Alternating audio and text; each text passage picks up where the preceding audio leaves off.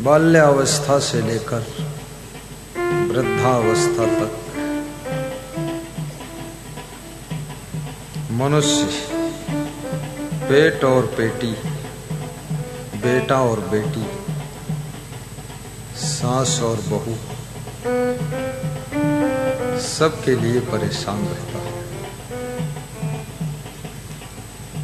आप गौर से देखें तो आपके पर्सनल दुख बहुत कम है,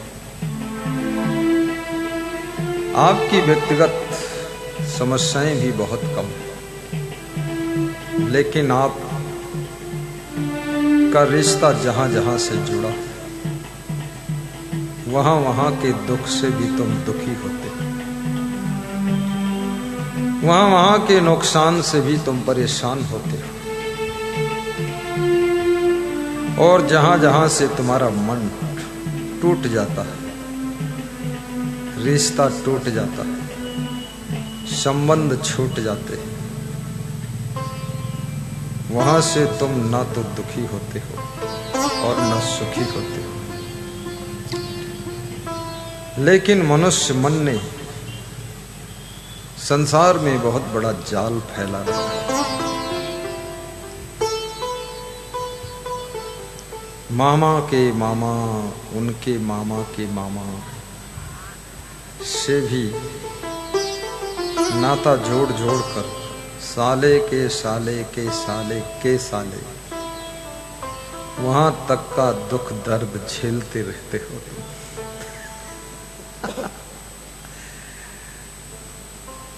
कभी कभी आपको लगता है इतना हम झेल नहीं पाएंगे, तुम कहते भी हो अब बहुत हो गए, हमारे बस का नहीं, हम इतना नहीं झेल पाएंगे। लेकिन जो कहता है वही झेलता है, और जो नहीं झेलता है वो कुछ नहीं कहता है, चुपचाप अपने मन को बाहर खींच लेता है। क्योंचली के भीतर सांप फंसा है, उसको चलने में दुख, देखने में दुख, क्योंकि शरीर के ऊपर झिल्ली चढ़ी है। सांप तेज दौड़ नहीं सकता, सांप अस्पष्ट देख नहीं सकता है, सांप के लिए बहुत संघर्ष। लेकिन जिस दिन वो क्योंचली सांप के शरीर पर चढ़ी हुई झिल्ली उतर जाती है, सांप अपने आप को बहुत हल्का फुल्का एहसास करता है, फिर स्पीड से दौड़ता है, दूर तक स्पष्ट देखता है और दूर की आवाजों को सुनता है। याद रखना, तुम्हारे ऊपर भी माया मोह की झिल्ली चढ़ी हुई है, क्योंचली चढ़ी हुई है। ये सत्संग के द्वारा जब ज्ञान से तुम्हारा मन परिपक्व हो जाएगा, ये माया मोह की क्योंचली पीछे छूट जाएगी, फिर तुमको स्पष्ट दिखने लग जाएगा कि मैं कौन हूं, संसार क्या है। फिर गुरु के वचन भी सुनाई देने लग जाएंगे और फिर तुम अध्यात्म के पथ पर तेज स्पीड से चलने लग जाओगे। बड़ा विचित्र है जीवन। साहिब कहते हैं, कितने लोग माया मोह के वजन से बीमार भी बहुत हो जाते हैं, कितनी महिलाएं माया मोह के जाल में फंस करके हंसना भी भूल गई है। जब समय मिलता है तो रोती रहती है और व्यस्त रहती है तो रोना भी भूल जाती है। दुख ही दुख का बोझा ढो रही है। इस संसार में खुश होकर जीना बहुत कठिन है, दुखी होकर जीना बहुत आसान है। छोटा सा शरीर है लेकिन इसकी बड़ी सी आवश्यकताएं हैं। ये शरीर भी एक बहुत बड़ा झंझट है, इसमें इतना सामान लगता है, इतनी व्यवस्था लगती है। इस शरीर के लिए इतना बड़ा मकान चाहिए, इस शरीर के लिए इतनी बड़ी गाड़ी चाहिए, इस शरीर के लिए दर्जनों साड़ी चाहिए, कलाई में चूड़ी चाहिए, गले में हार चाहिए, नाक में सोने का फूल चाहिए, माथे में बिंदिया चाहिए, चोटी में चिमटी चाहिए लगाने के लिए। सवेरे उठो मंजन ब्रश चाहिए, नहाओ धो साबुन पानी बाल्टी जग चाहिए, टोटी चाहिए, बाथरूम चाहिए, फिर नाश्ता चाहिए, किचन चाहिए, बर्तन चाहिए, थाली कटोरी चम्मच गिलास डाइनिंग टेबल चेयर चाहिए, दोपहर में फिर भोजन चाहिए, गैस सिलेंडर चाहिए, गैस सिलेंडर में गैस भी चाहिए, आंखें कमजोर हो जाए तो चश्मा चाहिए, नंबर गड़बड़ हो जाए तो चश्मा बदलना भी चाहिए, बीमार हो जाओ तो दवा चाहिए, और कैंसर हो जाए तो घर बेचकर दवा करो फिर भी ठीक नहीं होगी। चप्पल चाहिए, जूता चाहिए, मोजा चाहिए, ट्रैक्टर चाहिए, जीप चाहिए, कार चाहिए, सड़क चाहिए, एरोप्लेन चाहिए, सब कुछ चाहिए, दुनिया भर का चाहिए। लेकिन ये सब व्यवस्था बनाते बनाते बुढ़ापे की अवस्था आ जाती है और व्यवस्था अधूरी रहती है।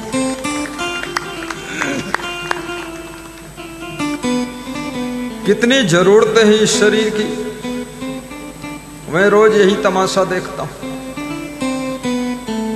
मैं कभी कभी विचार करता हूं, आदमी को अहंकार आता है कि हमने बहुत बड़ा विकास किया, लेकिन विकास क्या किया? इस शरीर से जो काम किया, मकान बनाया वो इस शरीर के रहने के लिए, किचन बनाया इस शरीर के भोजन के लिए, रजाई गद्दा खरीदा इस शरीर को सुलाने ओढ़ाने के लिए, गाड़ी खरीदा इस शरीर को बिठाकर यात्रा कराने के लिए, दवाई खरीदा इस शरीर को खिलाने के लिए, स्वस्थ करने के लिए। ये रात दिन इस शरीर की गुलामी में तुम लगे रहते हो और इसी को कहते हो कि ये डेवलपमेंट कर रहा हूं। ये कौन सा डेवलपमेंट? रात दिन इसी में लगे हैं सब लोग। मच्छरदानी चाहिए,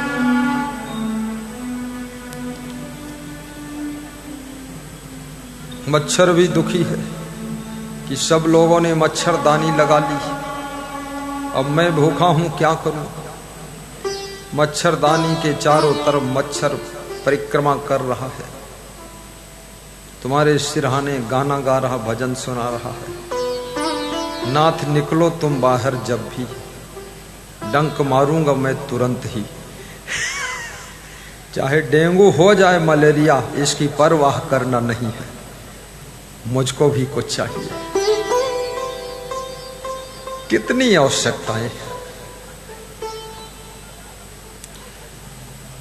आवश्यकताएं भी बहुत है। अब आवश्यकता के बाद इच्छा का साम्राज्य प्रारंभ होता है। इच्छाएं अनंत है। लोग कहते हैं इच्छा तो बहुत बड़ी थी, लेकिन शरीर साथ नहीं दिया, परिवार साथ नहीं दिया, कुछ सिटिंग नहीं बैठ पाई। इच्छा तो बहुत कुछ थी। सोचो, रह गए मन के मन में घनेरे, सब अभिलाष आस जो तेरे, मन की बात मन ही में धरी। कितने भक्तों के मन में इच्छा है मैं भी सत्संग ऐसा कराऊं जैसा इंदौर में केलोद हाला में हो रहा, लेकिन बस वही लेकिन आ जाती है। इच्छा तो बहुत है, लेकिन बिज्जू खेड़ी वालों की भी इच्छा बहुत है। बिज्जू खेड़ी वाले बैठे खड़े हो,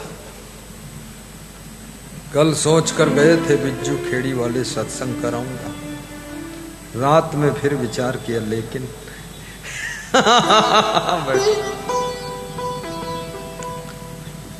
अनंत इच्छाएं, कैसे पूरी होंगी इच्छाएं? क्या उपाय है? इच्छाओं में फिल्टर लगाइए। जो अनावश्यक इच्छाएं हैं उनको छान कर बाहर कीजिए। जिन इच्छाओं की जरूरत है उनके पूरा करने के लिए प्लानिंग करिए, डिसीजन लीजिए, उस डिसीजन पर वर्किंग करिए, मैनेजमेंट करिए, थोड़ा समय का इंतजार भी करिए और उस लक्ष्य की ओर कदम बढ़ाते रहिए। धीरे धीरे आपकी इच्छा पूरी होगी। इच्छा भी दो प्रकार की होती है, शुभ इच्छा और अशुभ इच्छा। शुभ इच्छा मेरा भी विकास हो, सबका विकास हो, ये शुभ इच्छा। लेकिन अशुभ इच्छा कि मेरा विकास हो लेकिन किसी और का विकास ना हो, ये अशुभ इच्छा। कितने लोग अपने दुख से भी दुखी हैं और पड़ोसियों के सुख से भी दुखी, क्योंकि पड़ोसियों के लिए उनके मन में अशुभ इच्छा हो रही है कि पड़ोसी की उन्नति ना हो, केवल मेरी उन्नति हो। पर ऐसा कोई आप भगवान नहीं हो जो तुम्हारे अशुभ सोचने से किसी का अशुभ हो जाए। अशुभ सोचने वालों की शक्तियां कमजोर पड़ जाती है। जिनके मन में दूसरों के प्रति ईर्ष्या रहती है, जलन रहती है, उन लोगों की शक्तियां इतनी कमजोर हो जाती हैं कि उस जलन की ज्वाला में उनकी सुख शांति उन्नति भी जलकर राख हो जाती है। इसलिए किसी से ईर्ष्या मत करो। और ईर्ष्या की आदत भी बहुत विचित्र है। ईर्ष्या अपनों से ही होती है, दूर वालों से नहीं। आपने कभी टाटा बिड़ला से ईर्ष्या किया? कभी नहीं। कभी आपने गौतम अडानी, एलन मस्क से ईर्ष्या किया? कभी नहीं। आपको ईर्ष्या अपनी जेठानी से होती है, अपने भाई से होती है, अपने भांजे से ईर्ष्या होती है, मामा से ईर्ष्या होती है, बहन से ईर्ष्या होती है, रिश्तेदारों से ईर्ष्या होती है, मित्रों से ईर्ष्या होती है। रिश्तेदारों से रिश्ता जोड़ा था मिठास के लिए, बीच में ईर्ष्या ने आकर के रिश्ते में खटास पैदा कर दी। ईर्ष्या किसे कहते हैं? जलन को ही ईर्ष्या कहते हैं। और विदुर जी कहते हैं, ईर्षु घृणीन संतुष्टा, ईर्षु घृणीन संतुष्टा। ईर्ष्या करने वाला, घृणा करने वाला और कभी संतुष्ट न होने वाला, क्रोधनो नित्य संकिता, बहुत क्रोध करने वाला, हमेशा शंका संदेह में रहने वाला, पर भाग्योपि जीवी च खडेते नित्य दुखिता। दूसरों की कमाई पर जीवन जीने वाला, ये 6 प्रकार के लोग हमेशा दुखी रहते हैं, इनको सुख नहीं मिलता है।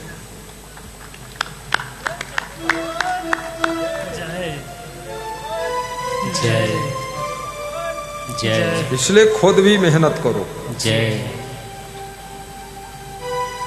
पिताजी कमाते हैं, लेकिन आप भी कमाने के योग्य हैं, तो आप भी कमाइए, मेहनत करिए। आपकी पत्नी कमाती है, लेकिन आप भी कमाइए। आप पत्नी की कमाई पर गुलछर्रे मत उड़ाइए, स्वयं कमाना शुरू करिए। आपका पति कमाता है, आप भी कुछ काम कीजिए। पति बाहर संभालता है तो तुम घर संभालो पूरा। और मनुष्य का मन